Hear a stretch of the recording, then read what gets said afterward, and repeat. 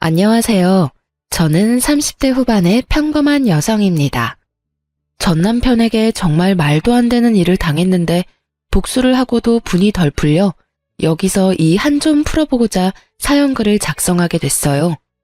저는 몰랐어요. 악연이란 언제나 인연으로 위장하고 있다는 걸요. 그래요.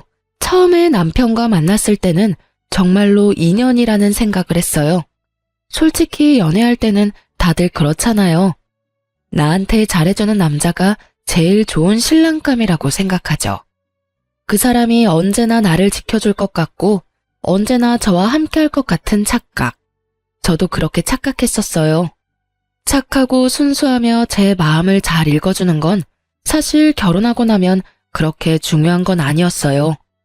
제일 중요하게 봐야 할 것을 보지 못하고 섣부른 결혼을 선택한 제가 결국 결혼 4년 만에 이혼을 하게 된 건 어찌 보면 당연한 일이었을지도 몰라요. 저는 애견 미용사였어요. 어릴 때부터 귀엽고 깜찍하고 충성스러운 강아지를 좋아했고 결국에는 그것이 제 진로에 큰 영향을 미쳤죠. 저희 친정이 엄청 부자는 아니었지만 가게 보증금은 빌려줄 정도로 여유는 있으셨고 그렇게 미용을 배운 후부터는 제 가게를 꾸려나가며 일을 했어요. 남편은 당시에 나이가 든 강아지를 한 마리 기르고 있었는데 그 강아지의 미용을 제게 맡기면서 저와 손님 직원의 관계로 알게 됐어요.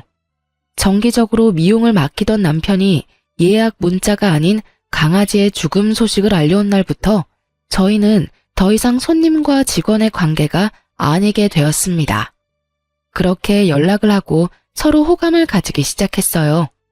그렇게 결혼 이야기가 오가고 처음으로 시댁에 방문하게 되었어요. 그런데 분위기가 상당히 묘했던 것이 아직도 기억에 남아요. 뭔가 꺼림칙하고 서먹하고 거리감 있는 느낌. 아무리 봐도 화목한 집안이라는 생각은 들지 않았거든요. 사실 도리어 그 서먹함이 다행일지도 모른다는 생각을 했어요. 남편이 서먹할 정도면 결혼 후에도 시댁과 딱히 가깝게 지내거나 엄청 신경 써야 할 정도는 아니겠지. 난 그 정도 선만 유지하면 되겠지 하는 생각만 그때 했어요. 멍청하게도. 가족이 화목하지 못한 것에는 분명 이유가 있음에도 말이죠. 어쨌든 함께 인사를 갔는데도 부모님은 떨떠름한 느낌이었습니다. 시부모는 시골에서 밭일을 하는 사람이었는데 가진 거라고는 시골집 한 채뿐인 분들이셨어요. 밭도 다른 사람에게 빌려서 농사 짓고 있었고요. 정말 후다닥 인사만 하고 올라와야 했을 정도로 시부모님은 저희와 대화조차도 제대로 나누려 하지 않으셨어요. 그 이유는 결혼식이 끝나갈 때쯤 알게 되었습니다. 저는 남편과 연애하는 1년 동안 남편이 외동아들이라고 생각했어요. 그런데 위로 형님이 하나 있었더군요. 더 웃긴 건 남편에게 형이 있다는 이야기를 결혼식에 온 남편 친척의 입으로 듣게 됐다는 거예요. 아유, 결혼 결정하기 힘들었을 텐데. 그래도 이 집 둘째 아들은 야무지니까 괜찮을 거야. 사람만 보고 결혼하면 나쁘지도 않지.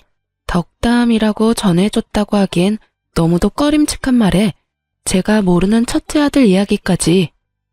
첫째 아들에게는 하자가 있다는 식으로 들리는 말에 저는 뭔가 이상하다고 생각했지만 그때는 이미 결혼식이 한창이었으니 자세히 생각할 시간도 없었어요. 시아주버님이든 누구든 어차피 시댁과 남편이 저렇게 소원한데 우리한테 영향을 미칠까? 그런 아니란 생각만 했죠. 그런데 그 시숙은 말 그대로 인간 쓰레기였어요. 그것도 활용 불가능하고 처치곤란인 쓰레기. 나름대로 저에게는 행복한 결혼식이 끝나가고 마지막으로 예식장 식대 계산하는 시간이 됐죠. 저는 부모님과 계산을 했는데 시댁에서 갑자기 부산스럽게 난리가 났더라고요. 뭐? 돈 가방이 왜 없어져? 축의금 잘 챙긴 거 맞아? 사촌동생이 어깨에 꼭 메고 다녔는데 순식간에 열린 상태로 안에 내용물이 다 사라졌어요. CCTV 돌려보니까 형이... 아이고, 그것이 또 어디서 소식을 기어듣고 나왔구나. 그 역병 같은 놈이 또 나왔어. 이를 어쩌냐? 그 돈이 없으면 지금 당장은 식대 낼 돈도 없어. 남편과 시부의 대화에 저는 못 본 척 할 수가 없어서 남편에게 슬쩍 다가가 말했어요. 무슨 일 있어? 자기야. 저기, 미안한데 우리 식대 좀 대신 내줄 수 없을까? 아버지가 본가에 모아놓은 돈이 조금 있으신데 나중에 시댁 갔다 와서 돌려줄게. 친척 중에 한 명이 다 가져간 것 같아. 미안하다며 이마를 연신 매만지던 남편의 모습에서 민망함과 곤란함이 묻어나왔기에 저는 일단 이 상황을 수습하기로 했어요. 게다가 시부가 식대를 돌려준다고 했으니 괜찮을 거라는 생각도 했거든요. 저는 친정아버지에게 부탁해 남은 축의금을 남편의 식대로 썼어요. 친정아버지는 기분이 좋지 않아 보였죠. 단순히 축의금의 절반을 당장 빌려줘서가 아니라 이렇게 경사스러운 날 딸이 시집 가는데 벌써부터 사돈댁에서 잡음이 터져나오니 불안한 마음이 더 컸던 것 같았어요. 그렇게 결혼식이 끝나고 저희는 공항으로 갔습니다. 식 끝나고 몇 시간의 여유를 두긴 했지만 당일 신혼여행을 가기로 했거든요. 그런데 비행기 탑승을 기다리던 그때 남편에게 전화가 한 통 왔습니다. 여보세요? 네, 아버지. 네. 뭐라고요? 집에 도둑이 들었다고요? 저는 순간 뭔가 잘못되어 가는 걸 느꼈어요. 짜증과 곤란이 뒤섞인 표정으로 전화를 끄는 남편은 제 눈을 피하며 한숨만 내쉬고 있었습니다. 아버님 댁에 도둑 들었대? 그게 아버지가 집에 모아두신 쌈짓돈을 다 털렸나 봐. 그래서 장인어른한테 드려야 할 돈을 아무래도 좀 늦게 갚아야 될 것 같은데. 그 이야기에 저도 많이 놀랐어요. 축의금을 도둑 맞은 것도 그렇고 본가까지 털린 걸 보니 뭔가 문제가 있다 싶었죠. 혹시 그 당신 형이라는 사람 말이야. 그렇게 이야기를 꺼내는데 남편 폰으로 문자가 하나 도착했어요. 남편이 그 문자를 읽더니 완전 빡친 얼굴로 폰을 바닥에 내동댕이 쳐버리는 거예요. 저는 너무 놀라 남편이 던진 폰을 줍기 위해 고개를 숙였는데 그때 남편이 보게 된 문자를 저도 보고 순간 멈칫했습니다. 야, 축의금 쏠쏠하더라. 역시 돈 장사는 결혼식이 최고지. 앞으로 몇 번 더 해줬으면 좋겠네. 참, 그리고 아버지한테 돈 잘 쓰겠다고 말씀드려. 그리고 발신인에는 형이라고 적혀 있었어요. 이 형이라는 사람이 이 모든 재앙의 주인공이라는 것을 알고 저는 너무 놀라 남편에게 물었어요. 이 사람이 다 가져간 거야? 이 형이라는 사람은 누군데? 설마 당신 진짜 형인 건 아니지? 진짜 형이야. 형이라는 사람이 동생 결혼식에서 이런 짓 해도 돼? 너무하잖아. 집안의 돈이란 돈은 다 쓸어갔네. 당신, 근데 나한테 왜 형 있다는 이야기 숨겼어? 만나서 좋은 사람이면 이야기했겠지만 옛날에도 지금에도 여전히 집에 돈만 생기면 어떻게 냄새 맡고 와서 다 끌어가는 사람이거든. 어릴 때 살던 집도 몇 번이나 털렸고 아버지 통장에 있던 적금도 다 깨서 가져가고 논이며 밭이며 팔아먹은 것도 엄청나거든. 집에 경조사 있으면 와서 가져가는 것도 그렇고. 이번에 우리 결혼 때도 형님한테 알리지 못하도록 힘썼는데 어떻게 알고 왔는지. 그래서 결국에는 우리 부모님도 저렇게 힘들게 살고 계시고 형 때문에 나랑 부모님 사이도 서먹해졌고 아버지는 대기업 다니는 나한테 불똥 튈까봐 본가에도 자주 못 오게 하실 정도였거든. 남편의 입에서 나오는 형에 대한 인상은 제 생각보다 더 충격적이었습니다. 아니, 그런 걸 숨기면 어떡해. 게다가 이 문자는 또 뭐야? 이제 막 결혼하는 사람한테 결혼을 몇 번 더 하라고? 이게 제정신이야? 동생 축의금 몰래 가져가서 가족들 곤란하게 만든 것도 그래. 도대체 뭐 하는 사람이야? 진짜 너무하잖아. 그리고 당신도 그런 이야기가 있으면 나한테 이야기를 해줬어야지. 우리가 결혼할 사이인데 그걸 숨기면 어떡해. 그만해. 나도 알고 있어. 더 이상 이 이야기 그만하자. 그만할 분위기가 아니잖아. 이 상태로 신혼여행에는 어떻게 가? 아버지한테도 좀 이따가 돈 붙여주기로 했는데 어떻게 해? 저도 퍽 곤란한 상황이었어요. 제가 받은 돈은 패백 때 친척들에게 받은 돈과 친구들이 제 계좌로 따로 넣어준 축의금 말고는 없었거든요. 제가 일하며 모아놓았던 돈은 결혼식 자금과 우리가 살 신혼집의 전세금을 절반을 부담하는 바람에 정말로 남아있는 돈은 거의 없는 상태였죠. 근데 당신도 당신이지만 시아버지 시어머니도 그래. 집에 그런 문제가 있으면 나한테 말이라도 해줬어야지. 이건 뭐 아무것도 모르고 다 뺏긴 꼴이잖아. 그만하라고 했지. 그게 우리 부모님까지 나올 일이야? 형이 잘못하긴 했지만 부모님도 형도 내 가족이야. 내 앞에서 가족 욕하지 마. 그게 얼마나 기분 더러운 건지 몰라서 이래? 욕? 내가 지금 욕을 언제 했어? 그럼 넌 이게 맞다고 생각해? 내가 당신 가족 구성원도 제대로 모르고 결혼한 게 진짜 결혼하는 게 맞는 거냐고. 며느리가 되는데 그 집에 형이 있는 걸 결혼식이 돼서야 알아? 그건 상식적인 일이야? 그리고 당신이 감싸는 그 형이 우리 집에 피해를 안 줬으면 모르겠는데 지금 벌써 우리 집에 피해를 끼치고 있잖아. 당신이 감싸야 할 사람이 축의금 다 가져간 형인 거야? 아님 돈 없을 때 도와준 우리 가족이랑 나야. 기분이 더러우면 어떡할까? 사과라도 해줘. 근데 그 사과 원하면 우리 집 돈부터 갚아. 우리 아버지한테 당신이 사과 먼저 하고 집안에 있는 도둑 간수도 제대로 못해서 급한 불 꺼준 나한테 이제는 뭐? 기분이 더럽다고? 도와준 나한테 지금 할 소리야? 왜 화를 내? 그냥 말로 해도 되잖아. 왜 이렇게 감정적으로 나와? 소리 지르지 말고 말로 하라고. 소리를 지르고 말고 할 게 아니라 너 하는 말이 소리를 지르게 만들잖아. 내가 한 말 중에 틀린 말은 하나도 없는데 왜 당신이 이렇게 당당해? 내 기분 더러워진 건 생각 안 하고 너 기분 더러운 것만 신경 쓰고 있으면서 내가 지금 웃으면서 해준다고 좋아서 도움 주고 있다고 착각하나 본데 나도 내 기분 더럽게 만들고 싶지 않아서 필사적으로 여태까지 너한테 티 안 내고 버틴 거라고. 그 와중에 너는 네 생각만 하고 네 가족 생각만 하지? 나도 내 가족 생각했으면 지금 당장 다 내팽개치고 나 혼자 여기 남았을 거야. 신혼여행은 무슨 신혼여행? 이 기분으로 여행을 뭐하러 가? 그것도 나 열받게 만든 인간이랑. 결국 열받아서 남편에게 한 소리 퍼부은 저는 온몸으로 기분 나쁜 티를 뿜어냈습니다. 참을 수 없었어요. 자기가 왜 나한테 기분이 더럽다고 말해요? 이 상황에서 진짜 기분이 더러워야 할 사람이 누군데. 저는 아버지께 가야 할 축의금의 절반까지 날아갔고 그 돈을 언제 받을 수 있을지 모른 상태가 되었으며 아주버님이라는 작자에게 결혼을 몇 번이나 더 하라는 문자까지 보고 완전 열이 받은 상태인데 게다가 남편 수중에 있는 돈이 한 푼도 없으니 더 문제였어요. 신혼여행에서 돌아오는 길에 양가 부모님 선물을 사오기로 했는데 이렇게 되면 양가 부모님 선물도 제 돈으로 사야 하는 상황이 됐잖아요.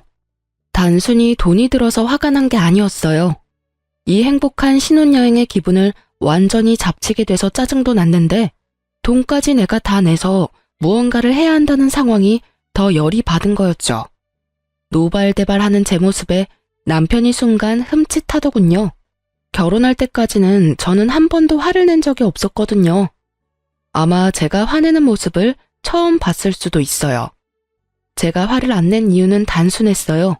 서로 다른 환경에서 자랐으니 저와 다른 면을 발견하더라도 상대방에게 그걸 고치라고 강요하지는 않았거든요. 근데 남편도 저한테 상식적인 선에서 대했고요. 그런데 이번은 그 상식에서 완전 벗어난 일이었잖아요. 피해는 저와 저희 집이 다 당했는데 자기 가족만 감싸고 도는 남편 놈을 보니 제가 결혼을 잘못했나는 착각까지 들 정도였으니까 말이죠. 그제서야 남편 놈은 눈을 동그랗게 뜨고는 주춤거리며 제게 말을 하더군요. 자기야, 내가 정말 미안해. 내가 잠깐 정신이 나갔나 봐. 그래, 당신은 충분히 화낼 수 있지. 나도 형 때문에 화나고 짜증나서 그랬어. 당신한테 화내야 할 일이 아닌데. 화 다 내고 사과하면 뭐가 달라져? 내가 기분 나쁜 건 너는 할 말 다 해서 속이 시원해졌고 사과 한마디면 끝나는데. 나는 속으로 더 열받고 있는데 수천 마디 말을 당신 사과 하나 때문에 못하게 된다는 점이야. 여기서 화를 내면 또 나만 나쁜 여자 되는 거니까. 사과를 할 거면 사과할 일을 좀 만들지 마. 생각해보면 단순하잖아. 아니면 좋게 말하고 끝날 일들이었고. 당신 가족이 저렇다는 건 이미 저렇게 됐으니 어쩔 수 없지만 그렇다고 당신까지 나를 이런 식으로 대하는 건 아니지. 미안해. 정말 미안해. 그 형이랑도 절대 연락 안 하고 살 거야. 당신한테 더 이상 피해주지 않도록 조심하면서 살게. 장인어른께 빌린 돈들도 최대한 내가 빨리 갚을게. 그러니까 화 풀어. 당연한 말을 내가 화를 내고서야 하는 남편을 보며 저는 한숨만 푹푹 내쉬었습니다. 신혼여행을 갔지만 순간순간마다 그 일들이 떠오르니 제대로 즐길 수가 없었어요.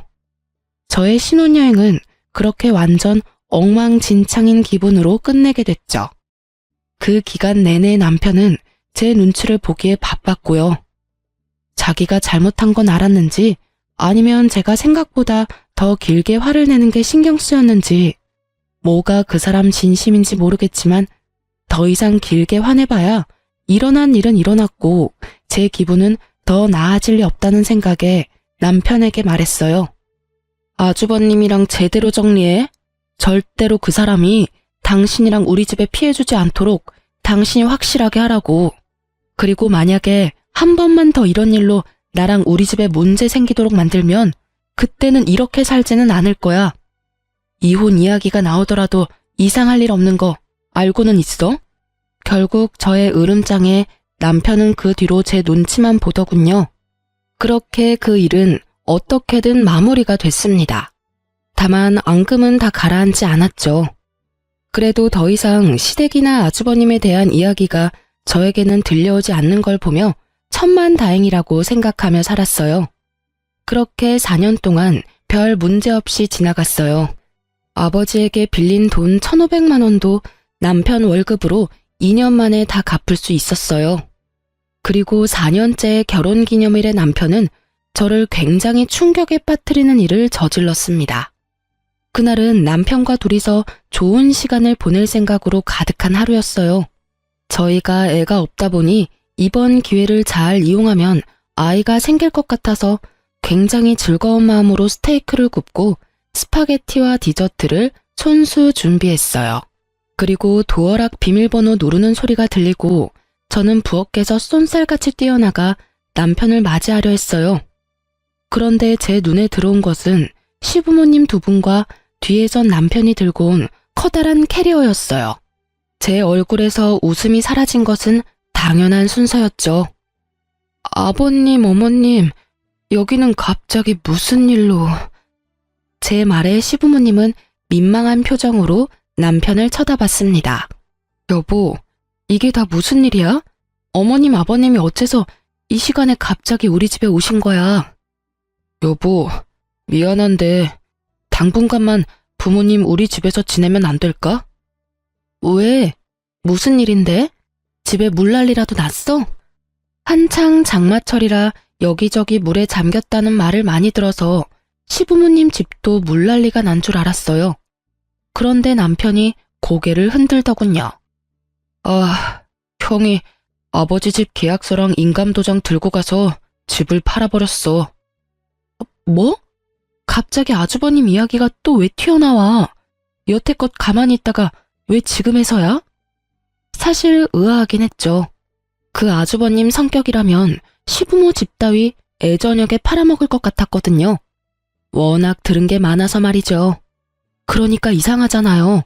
돈 나올 구석만 있으면 뭐든 다 뺏어가는 사람이 여태껏 그 집을 가만히 놔뒀다는 게 좀 수상하더라고요. 여태까지 그 인감도장이 어디 있는지 몰라서 못 팔았던 모양이더라고. 얼마 전에 오랜만에 부모님 얼굴 보러 왔다고 하면서 내려와서는 내내 그거 찾고 있었던 것 같아. 저는 너무 당황했습니다. 집에 큰일이 일어났으니 남편도 여기까지 시부모님을 데려왔겠죠. 그게 싫다는 건 아니었어요. 만약 저도 당장 제 부모님에게 문제가 생기면 우리 집부터 모셨을 거예요. 그런데 그러면 말이라도 해줘야 하는 거잖아요. 저번에도 그러더니 이번에도 남편은 제게 한마디도 없이 시부모님부터 먼저 데리고 와서 대뜸 들이밀면 해결이 되는 줄 아나 봐요. 여보, 내가 항상 말했잖아. 미리 말을 좀 하라고. 이런 일 생겨서 모시고 올 것 같으면 나한테도 미리 상의라도 한마디 했어야 하는 거 아니야? 미안해. 당신이 거절할까봐 여기까지 부랴부랴 모신 것도 있어. 그치만 이 장마철에 어디서 지내게 해? 부모님 모셨다고 뭐라 하는 게 아니야. 미리, 최소한 아버님이 당신한테 이런 일로 연락을 했으면 그때라도 나한테 이야기를 했어야지. 그래야 내가 뭘 준비를 하든 말든 할 거 아니야. 이렇게 다짜고짜 모시고 오면 이 늦은 시간에 부랴부랴 두 분 모실 방 정리해, 청소해, 식사도 2인분 뿐인데 어떻게 하라는 말이야. 미안해. 방도 내가 다 정리하고 청소도 내가 하고 두 분 밥도 내가 알아서 할게. 그러니까 제발 여기 있게만 해줘. 부탁이야. 남편이 제게 사정사정하는데 도와주지 않을 수도 없었어요. 두 분이 본인들이 원해서 또는 며느리 괴롭히고 싶어서 들어오는 것도 아니고 두 눈 가득 제 눈치 보는 걸 뻔히 알면서도 그분들을 내칠 만큼 제 마음이 모질지도 못했죠. 그렇지만 이대로 계속 살 수도 없는 노릇이었습니다. 두 분은 할 일을 찾지 못해 계속 불안해하셨고 계속 시골로 내려가고 싶어 하셨어요. 결국 저와 남편은 상의 끝에 제가 모아뒀던 돈 2천만 원을 시골에 있는 집에 월세 보증금으로 넣어 시부모님 두 분을 모시기로 했어요. 전세를 해드리고 싶었지만 돈이 없으니 어쩔 수 없이 월세를 들어갈 수밖에 없었죠. 그렇게 보증금을 넣으면서 이름은 제 이름으로 계약했어요. 그 아주버님이 언제 또 이 재산을 노릴지 모르니 제 이름으로 해야만 했죠. 시부모님도 남편도 모두 동의한 사항이었어요. 그렇게 어떻게든 급한 불은 껐지만 저는 속으로는 내내 부글부글 끓었어요. 남편도 남편이지만 그 시숙의 존재 때문에요. 도대체 뭐하는 작자이길래 우리에게 이렇게 피해를 주나 싶었거든요. 어떻게든 한 번은 정리해야 할 문제라는 생각이 들었죠. 아니, 평생 동안 모은 돈을 갈취당하면서 살 수는 없는 노릇이잖아요. 그래서 결국은 각오를 다지고 아주버님의 뒤를 캐기로 했어요. 흥신소라는 게 보통은 불륜을 잡는 곳인데 저는 가족의 뒤를 캐려니 약간 기분이 이상했어요. 그래도 이대로라면 우리가 피해를 고스란히 입겠다 싶어서 어디서 뭘 하는 사람인지 주소와 전화번호를 알고 싶다고 했어요. 흥신소 직원이 남편은 전화나 주소 같은 건 모르냐고 묻길래 남편도 연락을 끊어서 모른다고 말했거든요. 그런데 얼마 뒤 흥신소 직원이 제게 아주버님 조사한 서류를 주더라고요. 진짜로 남편이 모르는 거 맞나요? 저희가 뒤를 캐보니 전혀 다른 내용이던데. 한번 확인해 보시죠. 그게 무슨 말이에요? 남편도 시숙이랑 연락 끊은 지 오래돼서 모른다고 하던데. 그 시숙이라는 분이 남편 뒷조사를 했던 것 같더라고요. 그래서 저희도 조사하면서 알게 된 사실인데 두 사람이 뭔가 거래를 한 것 같던데. 그 부분은 저희가 상세히 알기는 어렵고요. 사실 저희가 완전 다르다고 한 건 그 뒷부분에 넘어가면 있거든요. 먼저 확인 한번 해보세요. 흥신소 직원의 말에 저는 서류를 한 장 한 장 넘기다가 너무 놀라 뒷목을 잡을 뻔했어요. 게다가 너무 화가 나서 손에 힘을 너무 많이 주는 바람에 들고 있던 서류까지 구겨지고 찢어졌죠. 뒷조사에는 아주버님만 있었던 게 아니었어요. 남편이 웬 여자와 만나는 게 찍혀 있더라고요. 여기서 불륜이라니. 제가 너무 놀라 부들부들거리고 있자 그 직원분이 저한테 말해주더군요. 저희가 서로 만나는 걸 직접 확인했습니다. 두 분이 뭔가 이야기를 하고 남편분이 돈을 건네더군요. 두 분의 대화 내용은 일단 녹음해 왔습니다. 그리고 의뢰 대상만 쫓으려고 하다가 혹시나 해서 남편분도 같이 쫓았는데 이런 결과가 나왔어요. 맨 마지막에는 숙박업소에 함께 들어갔다가 함께 나오는 남편과 상간녀의 모습이 그대로 찍혀 있었어요. 아주버님을 조사하려다가 남편의 불륜을 알게 된 제 기분은 완전히 바닥을 쳤습니다. 그리고 직원이 들려주는 대화 내용을 듣고는 더 열이 받아버렸죠. 왜 또 돈을 달라고 하는데? 나 이제 돈 없다니까? 그 일은 저번에 준 2천만 원으로 끝난 거잖아. 형이 비밀 지키겠다고 했고, 그것 때문에 내가 아버지 인감이랑 집 계약서 어디 있는지 알려줬잖아. 야, 그럼 네 마누라가 알아도 좋아? 너 네 마누라한테 돈 많이 빌렸다며? 네가 밖에서 그런 짓이나 하고 돌아다니는 거 알면 마누라가 참 좋아하겠다. 그치? 돈 주기 싫으면 말어. 내가 직접 네 마누라한테 가서 네가 어떤 여자랑 어디서 뭘 하는지 가르쳐 줄 테니까. 이 대화를 들으니 단번에 알겠더군요. 시숙은 남편이 바람 피운 장면을 목격했던 거예요. 그리고 그걸 비밀로 해주는 조건으로 남편을 꼬드겨 인감도장을 찾아 집까지 팔 수 있게 됐고요. 이 모든 게 남편 놈의 불륜 때문에 벌어진 일이라는 것도 일목요연한 일이었습니다. 그래놓고 모든 걸 자기 형 책임으로 몰아가다니. 애초에 남편이 불륜을 저지르지 않았다면 그 형이 그걸 빌미로 시부집을 팔 일도 없었을 테고 제가 보증금을 마련해야 할 일도 없었을 테죠. 저는 너무 열받아서 추가로 남편과 상간녀에 대해 조사를 부탁했습니다. 그리고 혹시라도 남편에게 숨겨진 재산이 있는지도 확인했어요. 저는 그날 저녁 늦게 집에 들어갔습니다. 남편과 마주치면 바로 욕이 튀어나올 것 같아서 남편에게 먼저 자라고 문자한 뒤에 12시가 다 돼서 집으로 들어갔어요. 그리고 잠자고 있는 남편의 휴대폰을 들고 와 본인 인증을 했는데 토지와 아파트가 있더라고요. 저와 사는 집 하나만 공동 명의로 뜰 줄 알았는데 논밭도 있었고 아파트도 한 채 더 있더군요. 그 땅들이 시골에 있던 시부모님 살던 지역이더라고요. 아무리 봐도 시부모님이 남편에게 시숙 몰래 넘겨주신 재산 같았어요.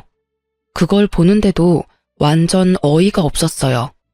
돈이 있는데도 저한테 모든 걸 다 떠맡기고 돈을 내도록 만들었잖아요. 불륜만 해도 여기를 다 엎어버려도 모자랄 정도인데 재산까지 숨기고 제 돈과 친정 돈을 펑펑 쓰도록 만들었다니 저는 정말로 이 남자를 죽이고 싶은 마음이 머리 끝까지 들었습니다. 이건 절대로 이혼감이라는 생각이 들었죠. 그런데 참았어요. 왜냐고요? 불륜은 증거 싸움이고 어찌됐든 증거가 불충분하거나 불법적인 경로를 얻은 거면 저에게 오히려 더 불리하게 작용한다고 들었거든요. 인터넷에 떠도는 이용글들에서 얻은 정보였어요. 그리고 저는 제가 불행해지는 건 싫어요. 나쁜 연놈들이 불행해지는 걸 보고 싶은 거지. 게다가 흥신소에서 수집한 증거들은 모조리 불법 증거가 될 수도 있어서 일단 제 손으로 띄어야 했죠. 다행히 여름 휴가철이라 여름 휴가 명목으로 가게 문을 일주일간 닫았어요. 그리고 그 일주일간 남편 뒤를 캤답니다. 아주 고구마 줄기처럼 줄줄이 엮여 올라오더군요.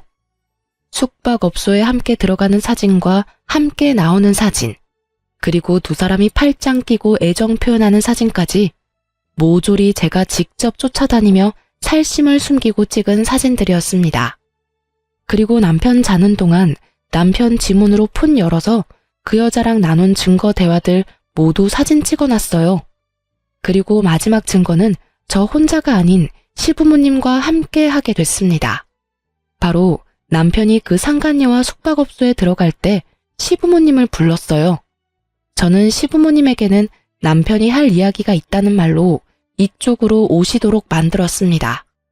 몇 호에 들어갔는지 확인한 저는 그 방문 앞에서 동영상을 찍기 시작했습니다. 문 앞에 바짝 대고 있어서 그런지 녹음이 그래도 됐더군요. 두 분 부모님이 왜 이런 곳으로 불렀냐며 눈살을 찌푸리는데 저는 잠시만 계셔달라고 했어요. 남편이 여기서 곧 나올 거라고요.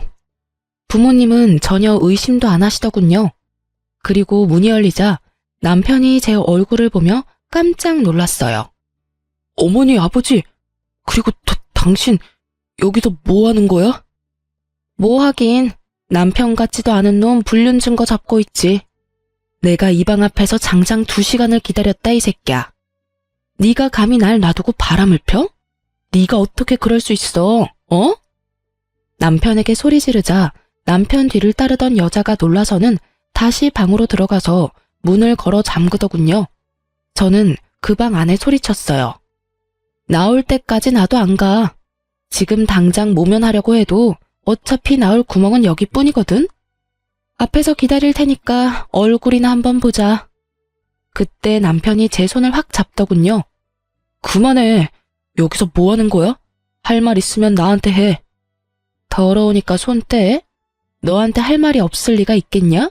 더러운 놈. 어디서 나한테 이래라 말아야. 하긴 상간녀보다 네가 더 더러운 놈이지. 우리 부모님은 왜 모셔왔어? 너 부모님들한테 할 이야기 없어?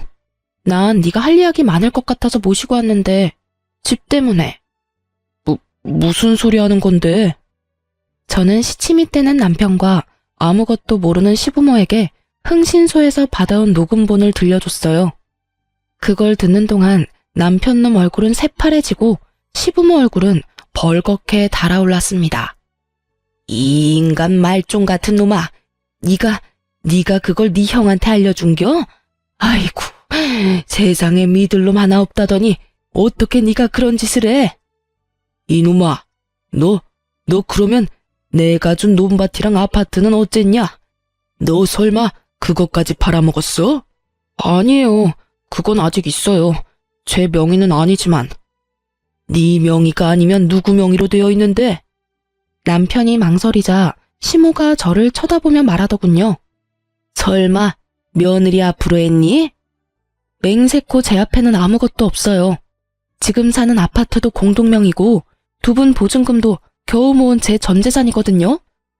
그럼 설마 너 저 여자 앞으로 다 돌려놨어?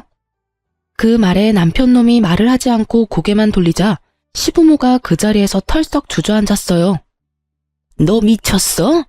부부 사이도 아닌 생판 모르는 여자한테 지금 전 재산을 맡긴 거요? 난리가 났습니다. 이런 난장판이 따로 없었어요. 저는 저대로 열이 폭발했고요. 이 미친놈이 돈을 그만큼 가지고 있었으면서 여태까지 나한테 빨대를 꽂았어? 네가 사람 새끼야? 지금 당장 우리 아빠한테서 가져간 돈 내놔. 아버지, 나 이 여자랑 이혼하고 명의 변경한 여자랑 결혼하면 그 재산 다시 가져올 수 있어. 그러니까 저 여자랑 이혼만 하면. 시부모의 얼굴에 희미한 희망이 돌아오더군요. 그렇지만 제게는 절망이었어요.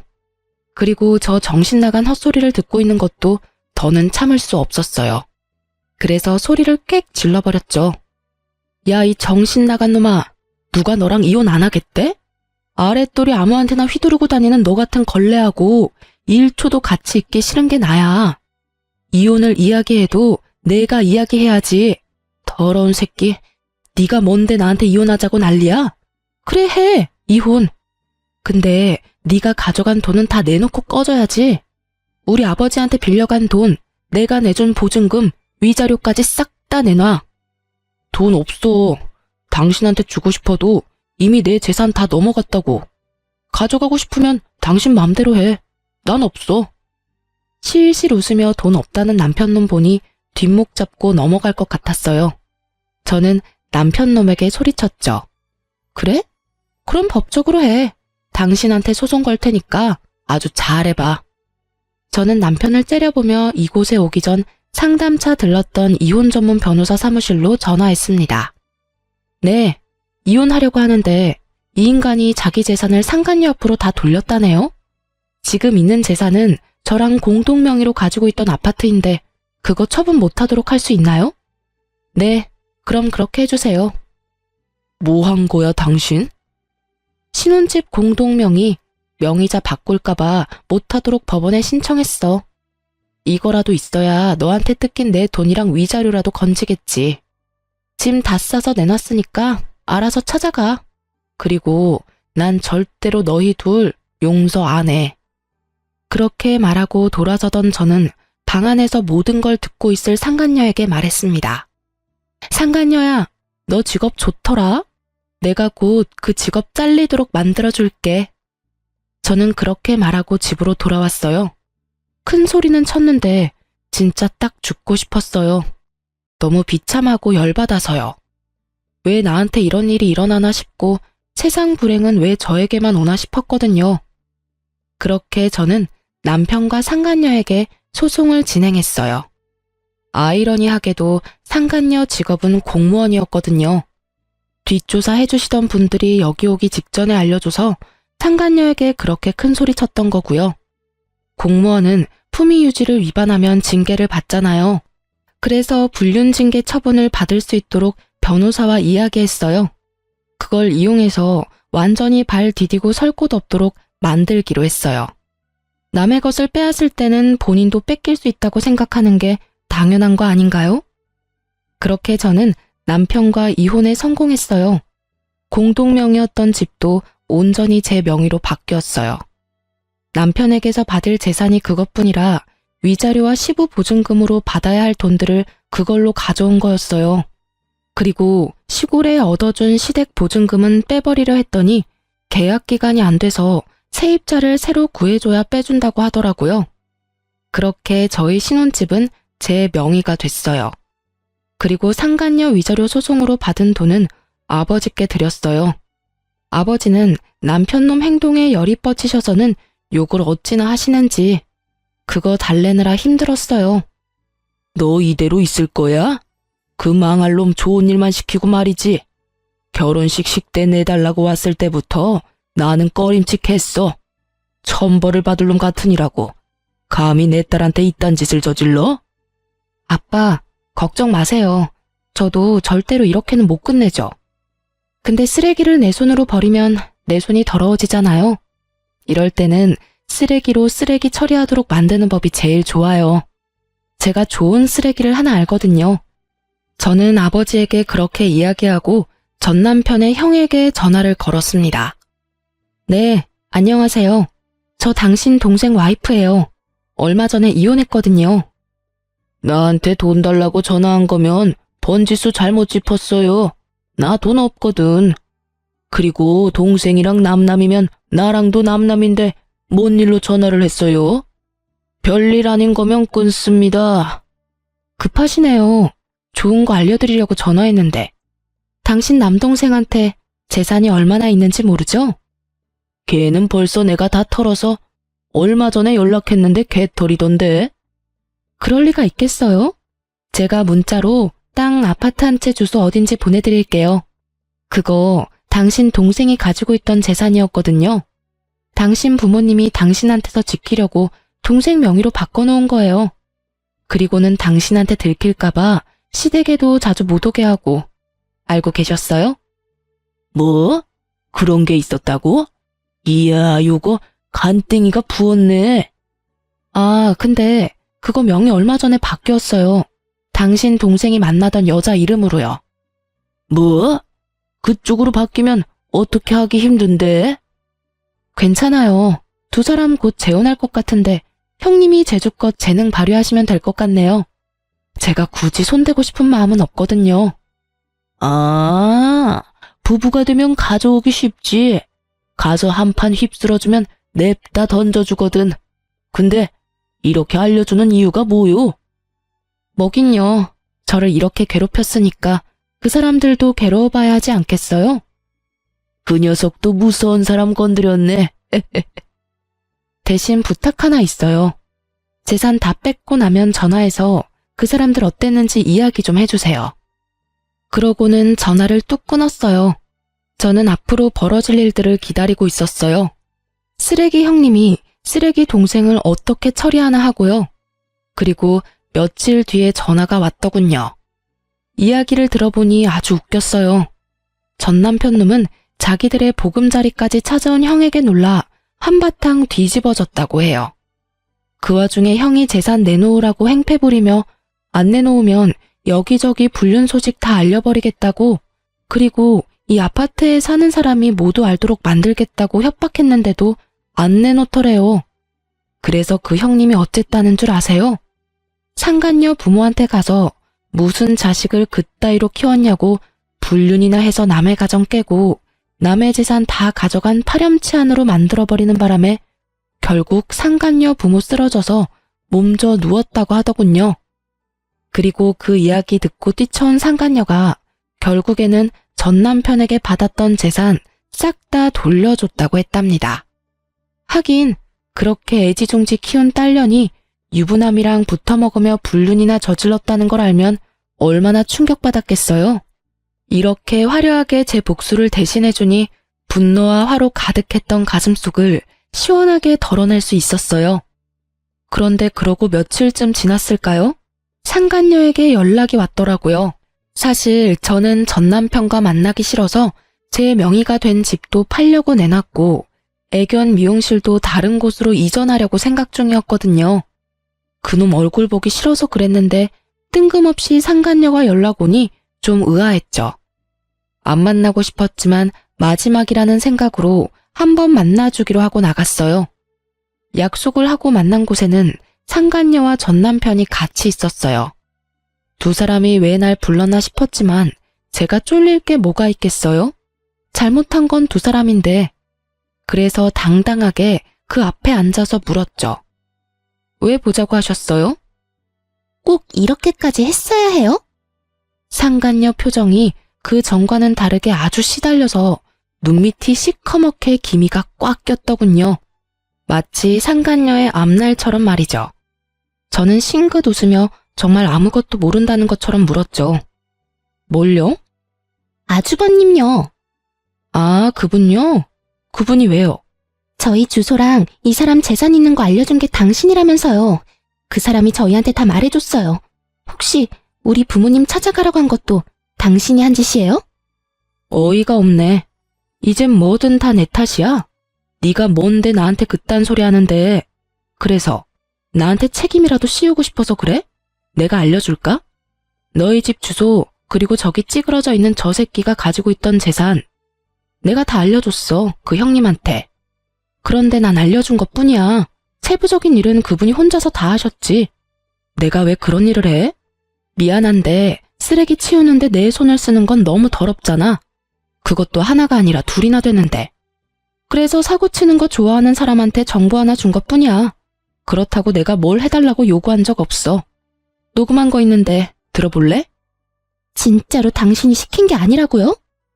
내가 말 안 했어도 언젠가는 당신들 찾아갔을걸? 거기 짜져있는 아저씨가 대답해봐요. 맞죠? 당신 형님 그러고도 충분히 남을 사람이잖아. 결혼식 전까지 한 번도 그 존재에 대해 들어본 적 없는 형님이 우리 결혼식에 와서 시댁 축의금 홀라당 훔쳐서 도망가서 결국에는 우리 친정아버지가 그 돈 내도록 만들었죠. 돈 될 만한 땅도 그렇게나 많이 가지고 있었으면서 돈 한 푼 안 내고 나한테 돈 다 내도록 만들었잖아. 그게 이 인간 수법이라고. 그 형님이라는 쓰레기 같은 인간이랑 똑같은 쓰레기. 제 말에 상간녀가 분노를 삼키려는 건지 이를 꽉 깨물더군요. 이제 알겠어? 네가 가져간 게 저런 인간이야. 잘 됐지 뭐. 나만 아니면 되니까. 야, 이 나쁜 놈아. 그런 가족이 있었으면 나한테 말을 했어야 할 거 아니야. 너 지금 나 속이고 결혼하자고 한 거라고. 아줌마, 다 됐으니까 이 남자 데리고 가요. 다시 가져가라고요. 저 새끼 때문에 나는 3년간 악착같이 공부해서 들어간 번듯한 직장에서도 해임됐고 결국에는 소문까지 다 나서 얼굴도 못 들고 다니게 됐어. 우리 부모님은 아예 내 얼굴 볼 생각도 안 하고. 이놈은 자기도 회사 잘려서 놀고 있지를 않나. 위자료 대신 내준다는 말만 믿고 있었는데 그 형이 나타나서 다 빼앗아 가질 않나. 이게 도대체 무슨 일이냐고. 당신이 남자 간수를 못하니까 지나가는 나 같은 여자가 봉변을 당하는 거잖아. 아니, 눈 맞은 건 둘인데 왜 나한테 성질이야. 내가 이 썩을 인간한테 더 유감이 있긴 한데 너한테도 유감은 차고도 넘쳐. 어디서 유부남 노리고 만난 년이 감히 나한테 큰 소리야. 그리고 한 번 가져갔으면 반품 불가거든? 그럼 어떡하라고. 내 인생 완전히 망했는데. 나는 직장도 돈도 명예도 이젠 부모님도 잃었다고. 나한테 남은 건 하나도 없어. 네가 책임져. 이 정신 나간 놈아. 왜 그딴 형 하나 간수를 못해서 내 인생을 망쳐놔.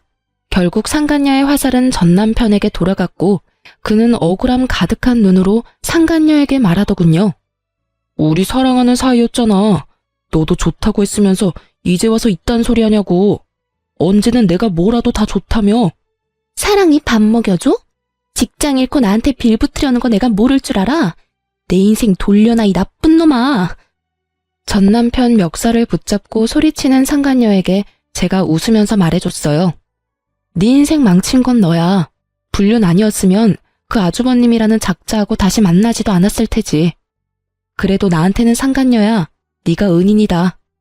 결국 상간녀는 열받아서 나가버렸고 전 남편 놈은 저와 상간녀 사이에서 말도 없이 우물쭈물거리다가 뒤늦게 상간녀 뒤를 쫓아갔더군요. 그 뒤에 전화 오는 거 다 연락 무시했더니 그 다음에는 장문의 문자를 보냈더라고요. 안 읽고 지우려다가 2달 뒤에 생각나서 한번 읽어봤는데 아주 쓸모없는 것들만 써져 있더라고요.